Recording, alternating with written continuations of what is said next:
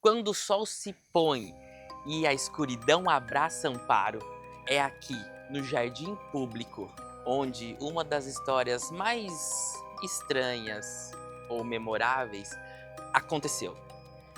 Vem comigo acompanhar essa história. Vamos nessa.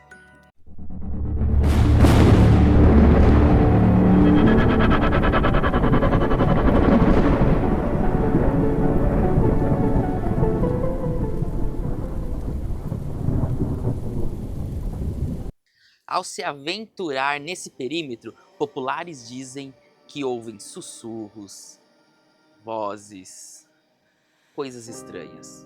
Não sei se, por acaso, em algum momento que você já passou por aqui de noite, ouviu alguma coisa estranha.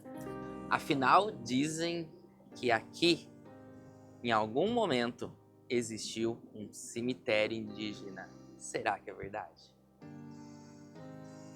Um coreto, uma área bastante arborizada, bancos para se sentar, um lago, uma pequena ponte e também brinquedos para as crianças se divertirem, aparelhos para se exercitar e um local muito sereno e calmo. Mas quando a noite cai, será que o lugar se mantém dessa mesma forma?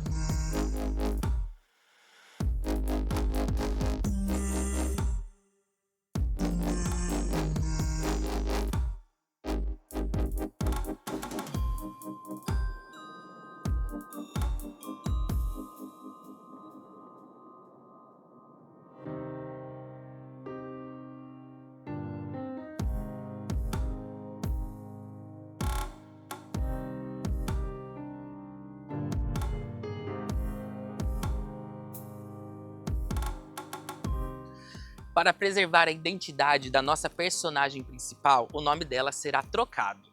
Cláudia Gonçalves trabalhava numa das lojinhas lá na Rua 13. Assim que ela terminava o expediente, de quinta aos domingos, ela trabalhava em um outro estabelecimento após as 6 horas, aqui, muito próximo, na Rua 15. O que acontecia é que todos os dias, assim que ela saía do trabalho, ela ia direto para sua casa, passava pelo jardim público e simplesmente ia embora.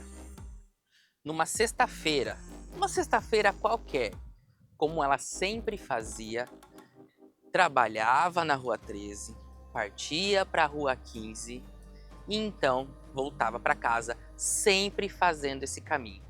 Mas nesse dia, naquela sexta-feira, uma coisa muito diferente aconteceu. Assim que ela saiu do trabalho, Cláudia passou aqui e resolveu descansar. Sentou num banco desses aqui e quis tomar um pouco de fôlego antes de tomar o caminho para casa. O que acontece é que ela ouve uma criança falar, uma criança brincar e de repente ela ouve o choro dessa criança. E ela estava próximo ao parquinho aqui do Jardim Público. Cláudia olhou para o parquinho, então encontrou uma menina que estava chorando exatamente aqui, sentada no escorregador, chorando copiosamente. E era meia-noite. Cláudia ficou pensando, o que aconteceu? Por que essa criança está ali numa hora dessa? Ela rodeou o parque procurando o pai, procurando a mãe, procurando algum responsável. Não tinha ninguém e a menina continuava aqui, sentada e chorando. Então, Cláudia se aproximou da criança. A criança simplesmente olhou firme, fixou o olhar para ela e simplesmente desceu.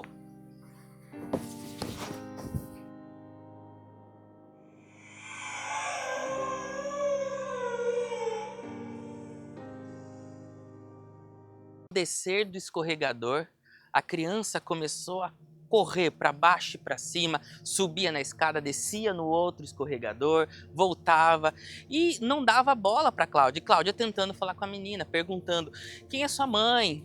Né, você está perdida? O que aconteceu? Ela começou a rir, a ir para baixo e para cima. Uma hora, A criança simplesmente abraçou Cláudia. Então Cláudia, com mais calma, abaixou no nível dela e tentou perguntar de novo, né, qual é o seu nome? Então a menina respondeu, meu nome é Elisa.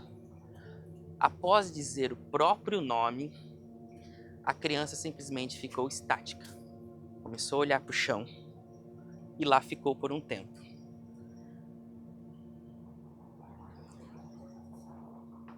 Quando a criança recobrou a consciência, ela olhou para Cláudia, deu um sorriso e saiu correndo diretamente nesse portal. Cláudia acompanhou a criança até aqui.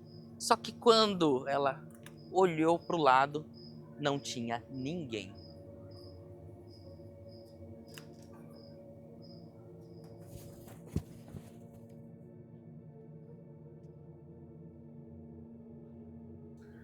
Cláudia levou um susto. A menina simplesmente desapareceu. E ela ficou sem entender o que aconteceu. Foi até o final da praça, voltou. A criança sumiu. E ela ficou muito preocupada. Quem são os pais daquela criança? O que aquela criança está fazendo lá? Era meia-noite. Então, depois de desistir de tentar procurar a criança, ela pegou e voltou para casa. E poderia ter sido mais um dia normal, como todos os outros dias. Contudo, algumas coisas começaram a acontecer.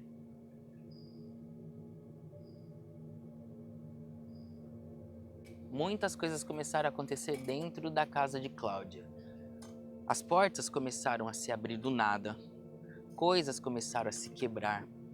Sempre que ela colocava determinados objetos em um lugar, esse objeto desaparecia e aparecia em outro. O próprio chinelo dela, que ela sempre deixava ao lado da cama, todo dia quando ela acordava, o chinelo estava um par de um lado e o outro do outro.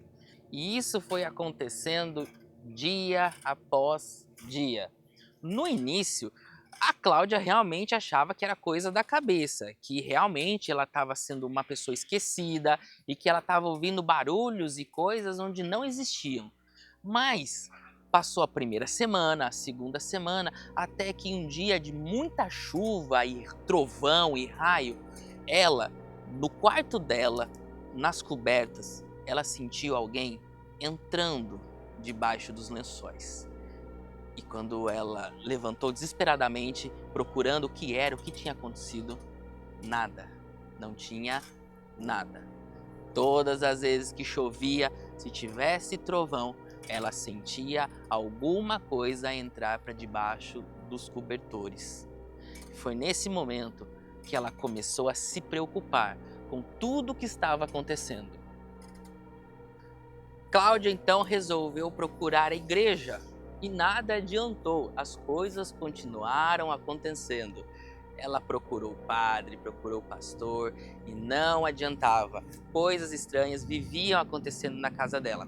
E quando alguém ia dormir na casa dela, nada acontecia. Mas, mesmo assim, noite após noite, alguma coisa entrava debaixo dos cobertores. E toda vez que ela colocava a mão, não tinha ninguém. Foi nesse momento, então, desacreditada de tudo e já cansada, noites e noites sem dormir, Cláudia resolveu falar com uma benzedeira daqui da cidade. Chegando lá, em prantos, chorando, porque era o último recurso, Cláudia não sabia mais o que fazer. Tudo que ela tentou não afastava aquilo que atormentava ela todas as noites. Sentadas numa mesa, numa casa simples e de tijolo batido, Cláudia conseguiu a resposta que ela tanto queria. A benzedeira lhe disse que o que lhe acompanhava era uma criança. Uma criança que todas as noites fazia peripécias dentro da casa. É por isso que os armários sempre se abriam, é por isso que coisas se quebravam e era por isso que o chinelo ia para um lado, o outro ia para o outro. É por isso que Cláudia estava sendo atormentada. Nesse momento, Cláudia implorou para que a benzedeira tirasse essa criança do encalço dela. E a benzedeira falou para Cláudia: tudo bem, minha filha, eu tiro, mas pense bem, porque você conhece muito bem essa criança. Naquele momento, Cláudia não entendeu, mas foi só respirar um pouquinho fundo e ela lembrou de um pequeno detalhe. Antes de tomar juízo, Cláudia teve uma adolescência muito conturbada. Era uma adolescente que dava muito trabalho. E numa dessas loucuras da vida, Cláudia engravidou de um rapaz que simplesmente desapareceu. Ela teve que aguentar o fardo da gravidez sozinha, mas aguentou com muito amor e carinho. Porém, faltando 2 meses, a criança não sobreviveu. Ela teve uma complicação que fez com que ela, infelizmente, perdesse a criança. E isso martelou na cabeça de Cláudia naquele momento. Elisa, será que aquela entidade que não largava do pé dela seria aquela filha que ela teria em algum momento?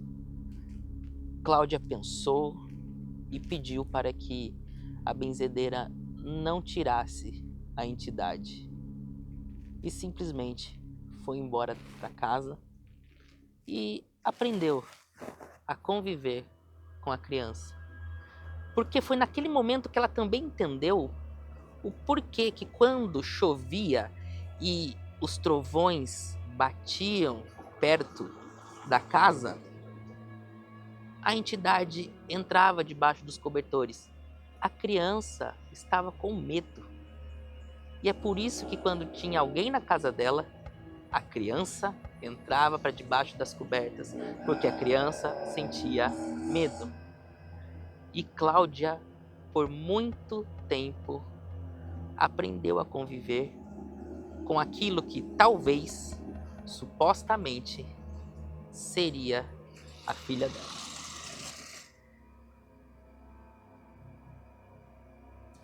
Após alguns meses, a criança simplesmente desapareceu.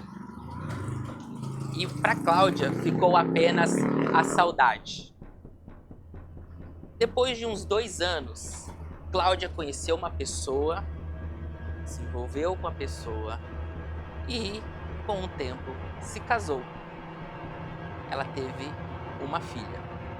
E adivinha qual é o nome dessa filha? E hoje terminamos mais uma história aqui de Desamparo.